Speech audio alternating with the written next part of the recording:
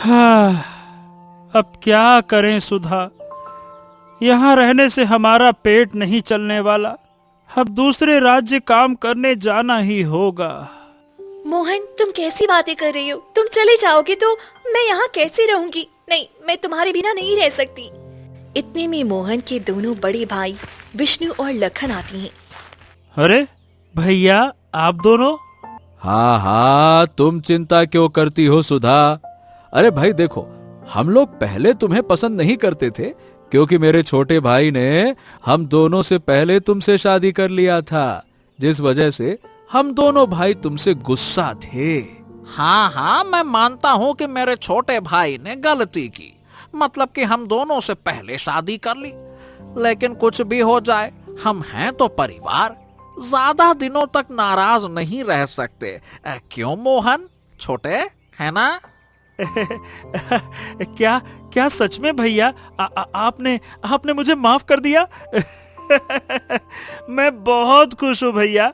अब मैं अपनी पत्नी को आपके भरोसे छोड़ के जा सकता हूँ। हाँ ठीक है जी, पर जल्दी आ जाना।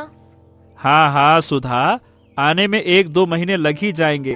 अब मैं सेठ के साथ जा रहा हूँ और जब सेठ जी का काम खत्म होगा तब मैं वापस आ जाऊंगा।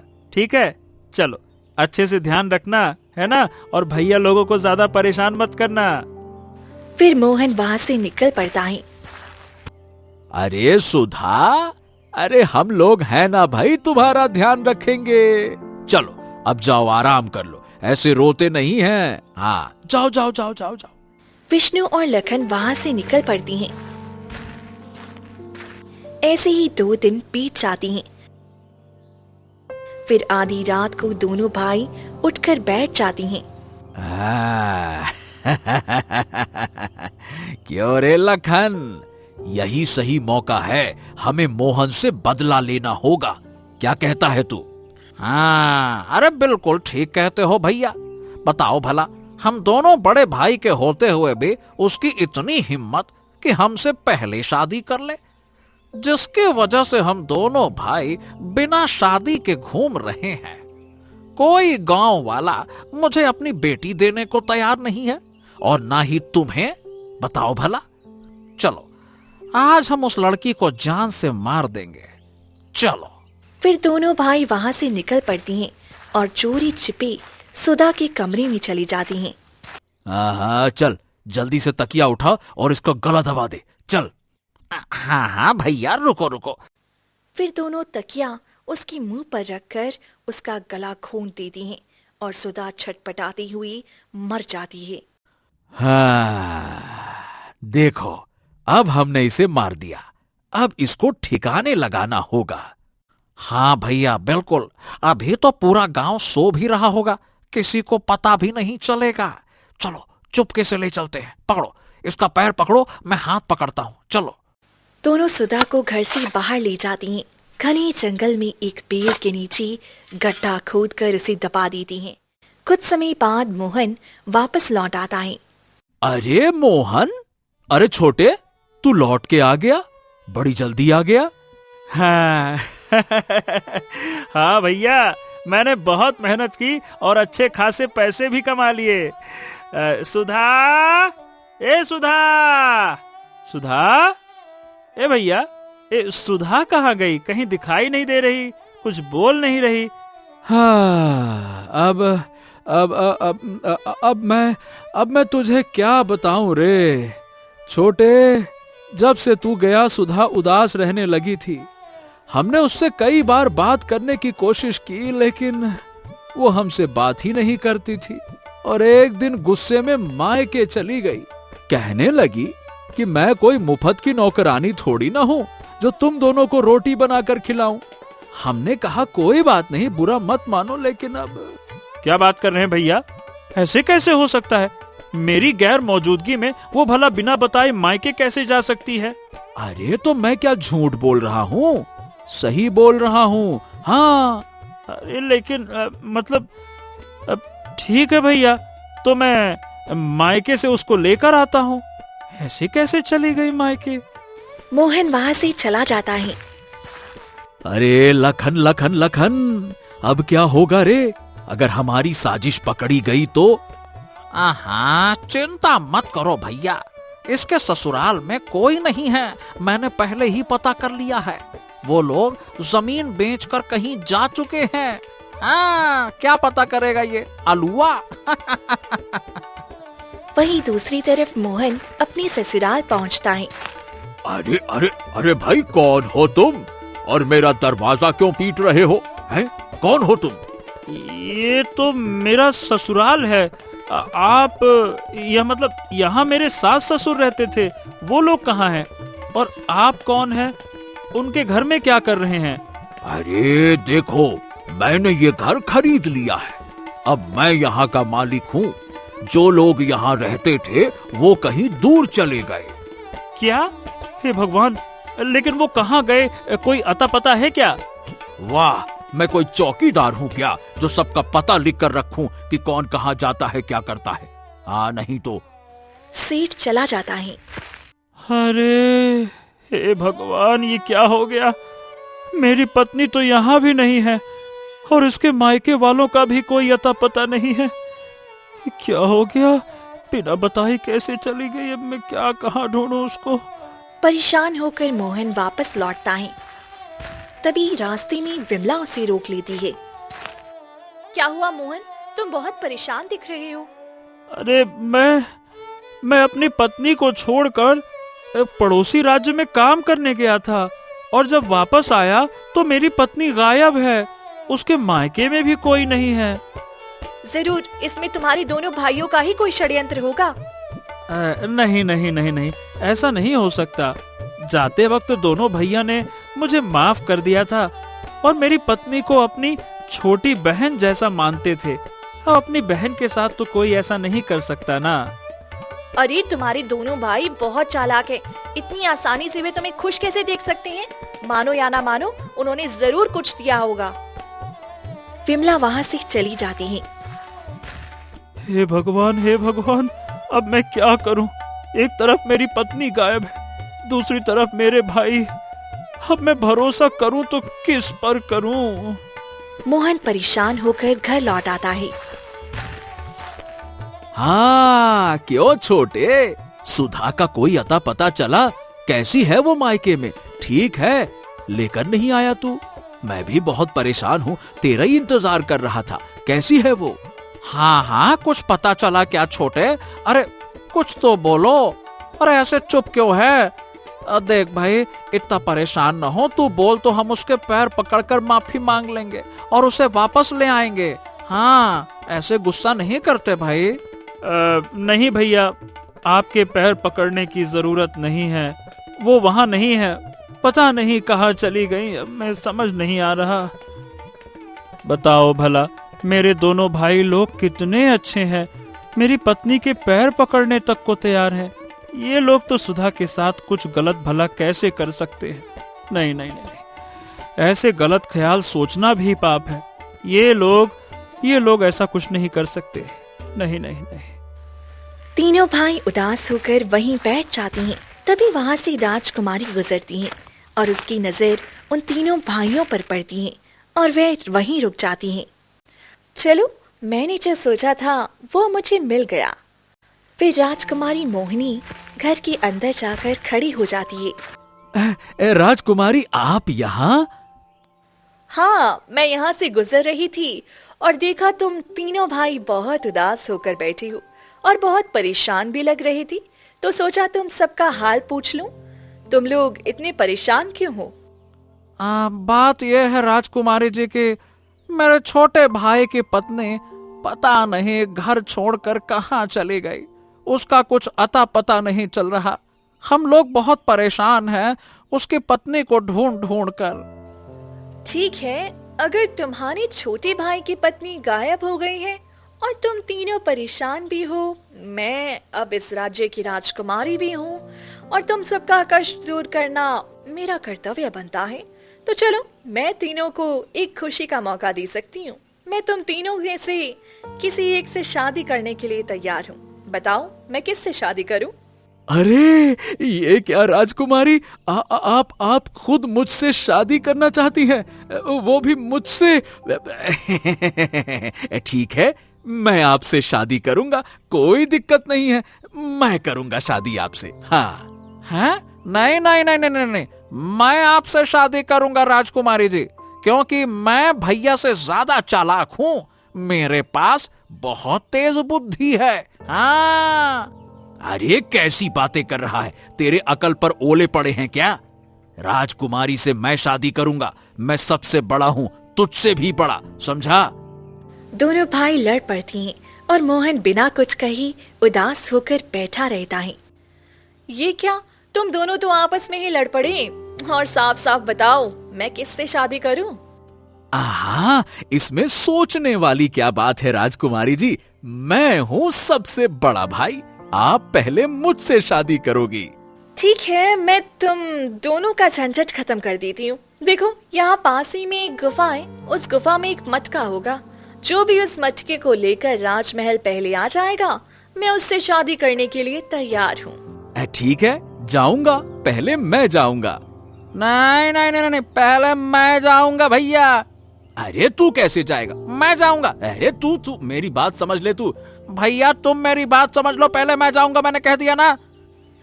ठीक है, लड़ो मत, बारी बारी दोनों जाओगे। पहले विष्णु तुम जाओगी और उस मटके को लेकर राजमहल आओगे। अगर तुम नहीं आ पाए तब लखन तुम जाना। अब मैं राजमहल चलती हूँ। फिर राजकुमारी मोहिनी वहाँ से चली जाती है। हाँ, ये तो बहुत ही सुनहरा मौका है, मैं तो राजकुमारी को पाकर ही रहूंगा। हाँ ठीक है भैया, आप जाकर अपनी किस्मत आजमा लो, फिर देखना कि मैं भी अपनी किस्मत आजमाने जरूर आऊंगा। हाँ। विष्णु खुश होकर निकल पड़ता है और कुछ ही देर में वो गुफा के द्वार पर पहुंच जाता है। आहा, बस इतना छोटा सा काम राजकुमारी ने दिया है, ये तो मैं चुटकियों में कर लूंगा। राजकुमारी से होगी मेरी शादी। विष्णु जैसे ही गुफा के अंदर कदम रखता है, तभी उसे सामने सोने चांदी का ढेर दिखता है। अरे ये क्या है? यहाँ तो इतने सारे सोने चांदी का ढेर है, और वहाँ क्या है? वहाँ तो मिट्टी का मटका रखा है, छोटा सा मटका लेने के लिए कौन बैठेगा? मैं तो ये सोना चांदी ही ले लेता हूँ, इससे मेरी जिंदगी की सारी तकलीफें दूर हो जाएंगी, और राजकुमारी से वैसे भी शादी करके गुलामों वाली जिंदगी जीऊंगा। असली मालकिन तो वही रहेगी। अगर ये सारा धन ले लूं तो मैं खुद राजा बन जाऊंगा, फिर शादी करने की तो कोई जरूरत ही नहीं है। विष्णु जैसे ही खजाने को हाथ लगाता है, तभी तेज रोशनी फैलने लगती है, विष्णु को अपने अंदर खींचने लगती है। नहीं नहीं नहीं, ऐसा मत करो, ऐसा मत करो, मुझे इसमें मत खींचो, मुझे छोड़ दो, मुझे खजाना नहीं चाहिए, नहीं चाहिए, नहीं चाहिए। लेकिन विष्णु खजाने में समा जाता है। एक दिन बीत जाता है। हाँ, अरे अभी तक तो विष्णु भैया वापस नहीं आए, यानी कि वो उस गुफा से नहीं लौट पाए। चलो अब मेरी बारी है, अब मुझे जल्दी से उस मटके को लाकर राजकुमारी को देना होगा, फिर मैं इस राज्य का राजा बन जाऊंगा।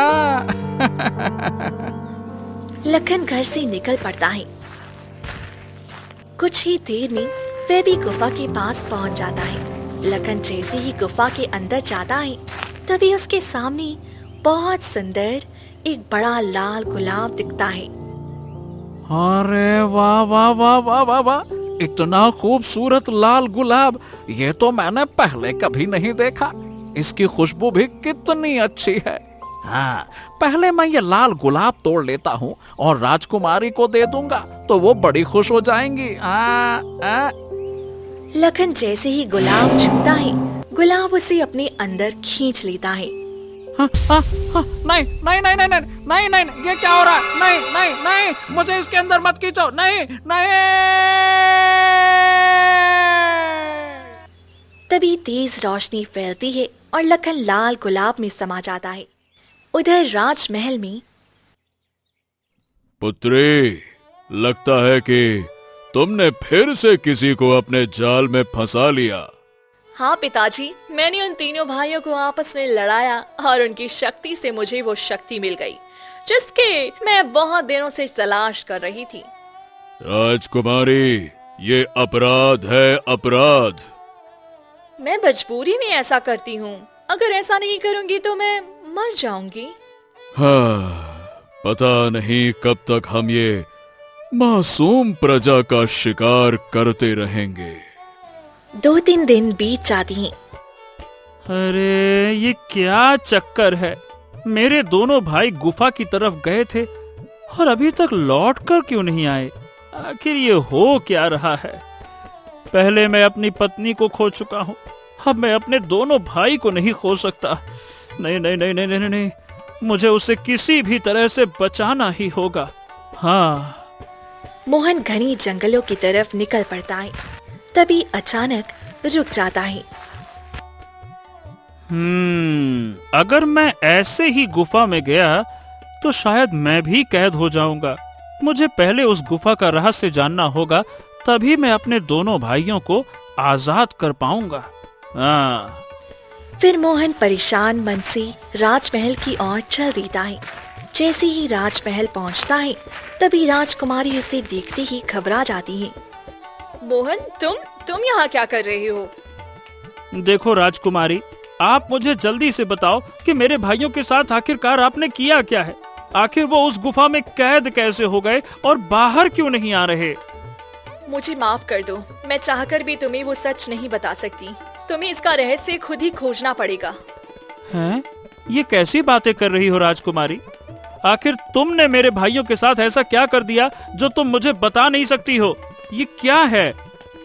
अगर मैंने तुम्हें वो सच बता दिया तो मैं यहीं मर जाऊंगी।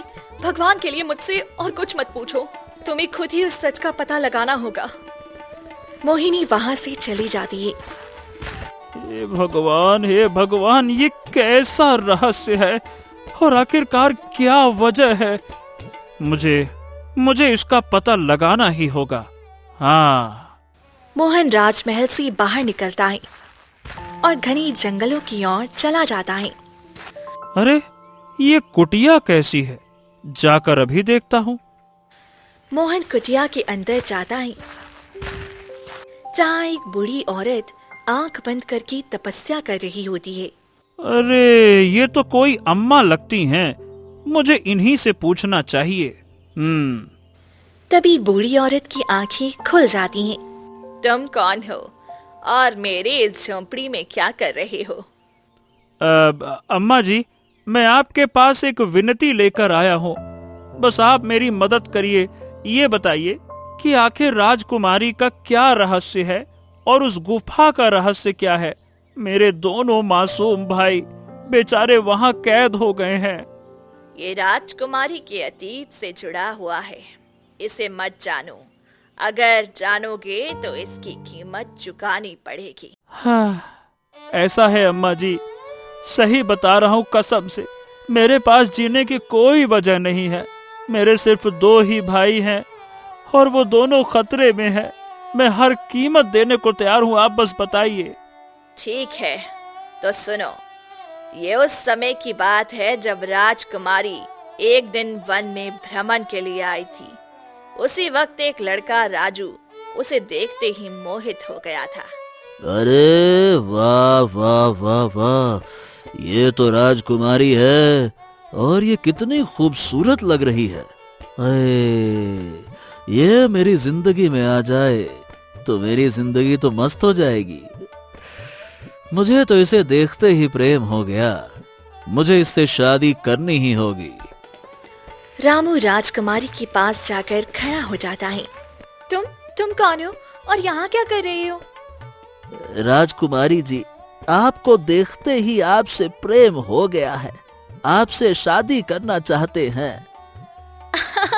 तुमने अपनी शक्ल देखी है? अरे एक भिखारी से राजकुमारी शादी करेगी? मैं किसी राजकुमार से शादी करूंगी, तुम जैसे भिखारी से नहीं। यहाँ से चले जाओ। नहीं नहीं नहीं नहीं नहीं, भगवान के लिए ऐसा मत करो। आप मेरे प्रेम प्रस्ताव को नहीं ठुकरा सकती हैं। मैं आपसे बहुत प्रेम करता हूँ, मतलब मैं आपके बिना नहीं रह सकता। आप मेरी बात मानिए। यहाँ से चले जाओ वरना मैं तुम्हें कारागार में डलवा दूंगी। देखिए, अगर सही बता रहा हूँ, भगवान कसम, अगर आपने मुझसे शादी नहीं की तो मैं अपनी जान दे दूंगा। तुम मरो या जियो, मुझे कोई फर्क नहीं पड़ता। ये सुनकर रामू गुस्से में तालाब की ओर दौड़ता है और तालाब में कूदकर अपनी जान दे देता है। अरे ये क्या, ये तो सच में तालाब में कूद गया। रहने दो, राजकुमारी से शादी करने के लिए तो इसे अपनी जान तो गंवानी ही पड़ेगी। मोहिनी हंसते हुए वहाँ से चली जाती है। तभी वहाँ एक अघोरी आता है। अघोरी तालाब में अपनी बेटी को मरा पड़ा देखता है। उसकी आंखें गुस्से से लाल हो जाती हैं।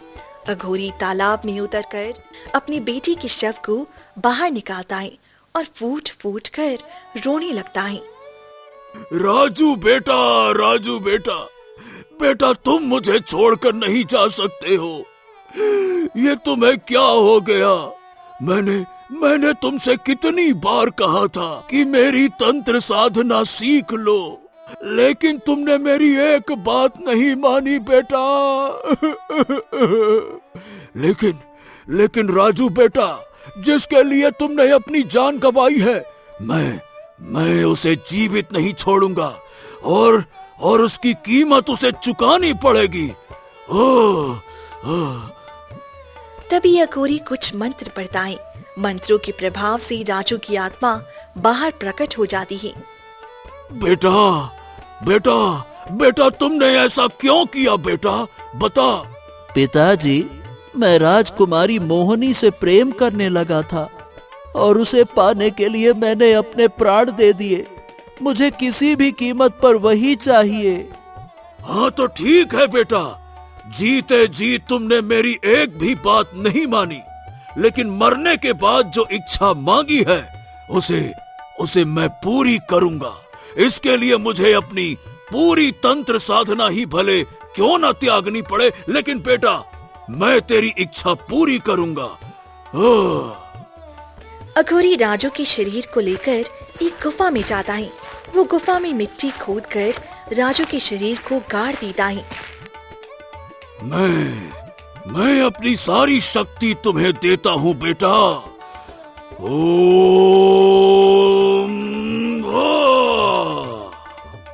बेटा, तुम यहाँ अपना माया जाल फैला सकते हो।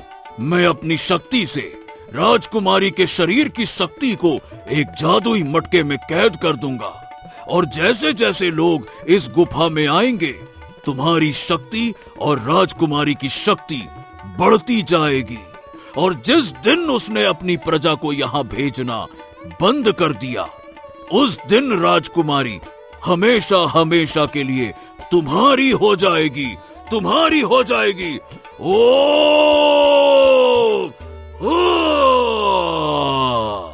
तभी तेज रोशनी फैलती है। अघोरी वहाँ से अदृश्य हो जाता है। वहीं दूसरी ओर राजमहल में राजकुमारी मोहिनी अचानक बीमार पड़ जाती है। अरे ये क्या हो गया? अचानक से हमारी पुत्री को क्या हो गया? ये अचानक से कैसे बीमार पड़ गई? वैद्य जी, जल्दी से बताइए क्या हो गया है, मेरी बेटी का इलाज करिए। वैद्य राजकुमारी का इलाज करता है, लेकिन उसे होश नहीं आता है। हे भगवान, ये हो क्या गया है? हमारी बेटी कुछ बोल क्यों नहीं रही है? तभी राज दरबार में एक बूढ़ी औरत आती है और वो जोर जोर से हंसने लगती है। तुम इस तरह से हंस क्यों रही हो? क्या बात है? राजा, तुम्हारी बेटी अब ठीक नहीं हो सकती है। तुम्हारी बेटी पर एक अघोरी की नजर पड़ चुकी है और अब वो कुछ ही दिनों में खत्म हो जाएगी। नहीं, ऐसा नहीं हो सकता। ये हमारी इकलौती बेटी है। अगर ये हमें छोड़कर चली गई तो हम कैसे जिएंगे, कैसे? तुम्हारी बेटी के घमंड ने ही उसे इस मुसीबत में डाला है। मेरी बेटी ने क्या किया है, हमें पूरा पूरा सच बताओ। तुम्हारी बेटी ने अघोरी के बेटे को ठुकराया और उसका घोर अपमान किया। इसी अपमान के कारण उस लड़के ने आत्महत्या कर ली। उसके पिता ने अपनी सारी शक्तियां देकर राजू को मिट्टी के नीचे गुफा में कैद कर दिया है। अगर तुम अपनी बेटी को बचाना चाहते हो तो रोज उस गुफा में किसी गांव वाले को भेजना होगा। उनकी शक्ति से तुम्हारी बेटी जीवित रहेगी, नहीं तो वह धीरे धीरे कमजोर होकर मर जाएगी। अरे हम अपनी प्रजा को मौत के मुंह में कैसे भेज सकते हैं, कैसे? अगर तुम अपनी बेटी को बचाना चाहते हो तो तुम्हें ये करना ही पड़ेगा। ओ, तो ये तो राजकुमारी जी के साथ बहुत गलत हुआ। मतलब उसके घमंड में किया हुआ काम, लेकिन अब पूरे राज्य के दुश्मन बन गए हैं। मैं कैसे राजकुमारी की शक्ति उस मटके से बाहर निकाल सकता हूँ? इसका एक ही रास्ता है। तुम्हें राजू के शरीर को मिट्टी के नीचे से निकालकर उसके शरीर में आग लगानी होगी। लेकिन मैं ये कैसे कर सकता हूँ? वो तो विद्या से परिपूर्ण है। अगर मैं उसके शरीर को छू लूंगा तो मुझे नुकसान पहुंचा देगा। देखो, रात के दूसरे पहर जब चांद पूरी तरह आसमान में होगा, उस वक्त उसकी शक्ति काम नहीं करेगी। उसी समय उसके शरीर को मिट्टी के नीचे से निकालकर आग लगा देना और फिर वो मटका राजकुमारी के हाथ में दे देना। इससे राजकुमारी की सारी शक्ति मटके से निकलकर उसके शरीर में हमेशा के लिए चली जाएगी। हाँ, ठीक है, मैं ऐसा जरूर करूंगा। ठीक है। मोहन झोंपड़ी से लकड़ियां और आग लेकर निकल पड़ता है। रात होती ही वे गुफा के बाहर पहुंच जाता है। हाँ, बस कुछ क्षण और फिर मैं इस गुफा के अंदर जाऊंगा। जैसे ही रात का दूसरा पहर शुरू होता है, मोहन तेजी से गुफा के अंदर चला जाता है। गुफा के अंदर उसे ढेर सारा खजाना दिखाई देता है। अरे बाप रे बाप, ये क्या? यहाँ तो इतना सारा खजाना है। लेकिन मुझे क्या? मुझे तो खजाना चाहिए ही नहीं। मुझे तो किसी तरह से राजू के शरीर को जलाना होगा। मोहन आगे बढ़ता है और मिट्टी खोदकर राजू के शरीर को बाहर निकालने लगता है। तभी राजू की आत्मा प्रकट हो जाती है। तुम ये क्या कर रहे हो? मुझे छोड़ दो। मेरे शरीर को तुम ऐसे नहीं छू सकते हो। देखो राजू, अब तुम कुछ नहीं कर सकते हो। तुम्हारी शक्ति इस वक्त काम नहीं कर रही और मैं तुम्हें इस बंधन से हमेशा के लिए मुक्त कर रहा हूँ। नहीं नहीं नहीं नहीं नहीं, मैं बिना राजकुमारी को लिए यहाँ से नहीं जा सकता। छोड़ दो, मेरे शरीर को मत छुओ तुम। देखो, तुम बहुत गलत कर रहे हो। प्यार जबरदस्ती नहीं होता है। प्यार दोनों तरफ से बराबर होना चाहिए। राजकुमारी तुमसे प्रेम नहीं करती, इसीलिए तुम उसकी शक्ति छोड़ दो। मोहन जल्दी से शरीर को बाहर निकाल देता है और शरीर में आग लगा देता है। तभी तेज रोशनी फैलती है। राजू का शरीर और उसकी आत्मा हमेशा के लिए नष्ट हो जाती है। मोहन मटका उठाकर गुफा से बाहर निकलता है।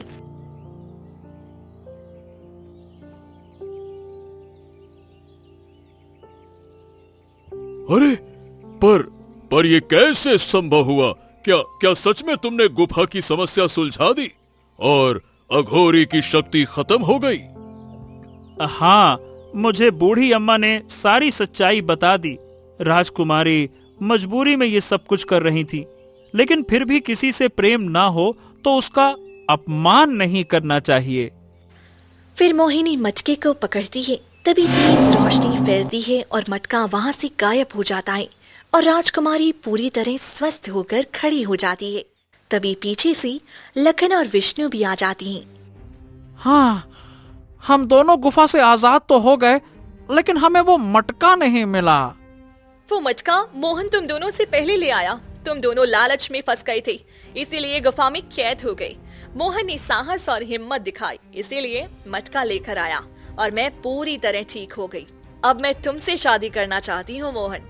तुम मुझसे शादी कर लो। माफ करना राजकुमारी, मैं पहले से ही शादीशुदा हूँ।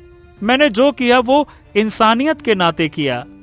ऐसा मत कहो, मैं एक गरीब का अपमान की हूँ, इसीलिए मैं तुमसे ही शादी करके अपने किए के पछतावे को दूर करना चाहती हूँ। भगवान के लिए तुम मुझे मत ठुकराओ। ठीक है, अब आप इतना जिद कर रही हैं तो मैं ये करने के लिए तैयार हूँ। और तुम दोनों हमारी शादी का दावत खाकर जाना। फिर आधी रात को दोनों भाई चोरी छिपके खंजर लेकर मोहन के कक्ष में पहुंच जाते हैं। चल, अब देर मत कर, जल्दी से इसे मार दे। अगर इसने राजकुमारी से शादी कर ली तो हमारी तो कोई इज्जत नहीं करेगा। हम तो राजकुमारी को नहीं मार सकते, पर इसे तो मार सकते हैं ना। फिर राजकुमारी हम दोनों में से किसी एक को मिल जाएगी। समझा लखन? हाँ, आज तो इसका अंत कर देंगे। जैसे ही दोनों आगे बढ़ती हैं, मोहन की नींद खुल जाती है। अरे भैया, आप दोनों यहाँ इस वक्त यहाँ क्या कर रहे हैं? अरे क्या कर रहे हैं? तूने क्या सोचा कि हर बार की तरह हमें छोड़कर राजकुमारी तुझसे शादी कर लेगी? जिस तरह मैंने तेरी पत्नी सुधा को मारा था ना और पेड़ के नीचे गाड़ दिया था, आज उसी तरह तुझे भी मार दूंगा, समझा? क्या आपने सुधा को मार दिया? हाँ, मैंने मारा। पूरे गांव में हमारी इज्जत खत्म हो गई थी, कोई हमें अपनी लड़की नहीं दे रहा था, और तू फिर से वही इतिहास दोहरा रहा था। पहले सुधा और अब राजकुमारी। अब राजकुमारी को तो हम मारेंगे नहीं, तुझे मारकर हम दोनों में से कोई उससे शादी करेगा और इस राज्य का राजा बनेगा। तेरी तो लखन खंजर उठाकर वार करने ही वाला होता है, तभी राजा और राजकुमारी भीतर आ जाती हैं। तुम्हारी इतनी हिम्मत कि अपने ही भाई को मारने चले आए? अरे पर महाराज, आप दोनों इस समय यहाँ? मुझे पहले से शक था, तुम दोनों जरूर कुछ करने वाले हो। जब तुम चोरी छुपके कक्ष में जा रहे थे, तब एक दासी ने देख लिया और हमें सब बता दिया। हमने तुम्हारी सारी बातें सुन ली हैं। तुम दोनों ने मोहन की पहली पत्नी की हत्या की है, तुम्हें सजा जरूर मिलेगी। सैनिकों, इन दोनों को ले जाओ और आजीवन कारावास की सजा दो इन्हें। ले जाओ। नहीं, माफ कीजिएगा महाराज, लेकिन ऐसा मत कीजिए। मेरे भाई को कारावास की सजा मत दीजिए। इन्होंने मेरी पत्नी को मारा है, फिर भी मैं इन्हें माफ करता हूँ। माफ। कि सुनते ही दोनों भाइयों की आंखों में आंसू आ जाती हैं। मेरे छोटे भाई मोहन, हमें माफ कर दे, हमने बहुत बड़ा अपराध किया। हाँ महाराज, हमें कारावास में डाल दीजिए, हम इसी के लायक हैं। इस बोझ तले तो हम तिल तिल करके मरेंगे। डाल दीजिए कारावास में। नहीं, आप दोनों यहाँ से चले जाइए और आज के बाद कभी अपना चेहरा मत दिखाना। मैं मान लूंगा कि मेरे दोनों भाई अब इस दुनिया में नहीं रहे। चले जाइए, आप दोनों चले जाइए। नहीं, ऐसा मत करो, ऐसा मत करो। दोनों भाई रोती हुई वहां से चली जाती हैं। अगली सुबह राजमहल में धूमधाम से मोहन और राजकुमारी की शादी होती है।